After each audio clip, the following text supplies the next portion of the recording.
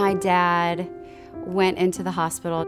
It was complications with diabetes, and we all thought he would be, back that night or back the next day. All the while, he's doing the dialysis, and it's all just building up in his system and isn't really getting it out. And he ends up going into almost cardiac arrest, like on the verge of cardiac arrest. It was a miracle that he didn't stroke out right in that moment. The doctors are going, we don't really have anything left that we can do for you.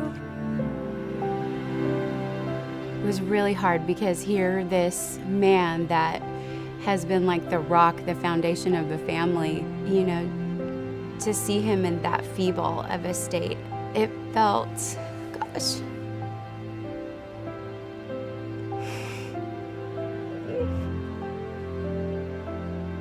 You know how the Bible says that there's like this privilege that comes with sharing in the sufferings of Christ? I really felt like that verse was life to me in that moment, like I knew what that meant.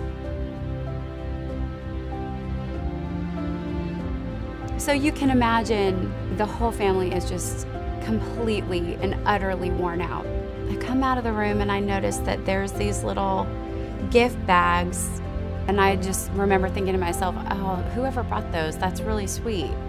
I went to the front desk and asked, are these bags just for anybody? Like, can anybody have these, or is this for someone specific? And they're like, oh no, just a local area church brought these, and they're just for whoever needs them or whoever wants them. So I run back to the cafe. I'm like, we can totally eat these. These are for whoever, and we can have as many as we want. And so we tore into those things. You can't even imagine in that moment what that meant to us. We had been very much loud that day. We were singing and telling stories and laughing and crying. And so they say that a lot of times people will wait to pass until it's quiet. Once the whole crew left and it was just my mom, there was a noticeable difference in his breathing. And he took about 10 more breaths, and then he passed into the arms of Jesus.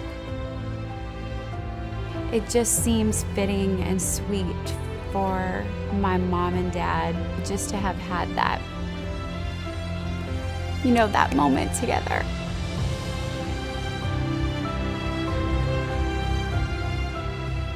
That was possible, because of the love that was poured out on our family through so many different things. And Cornerstone was a really big part of that. It was a piece of that love that God just poured out on our family.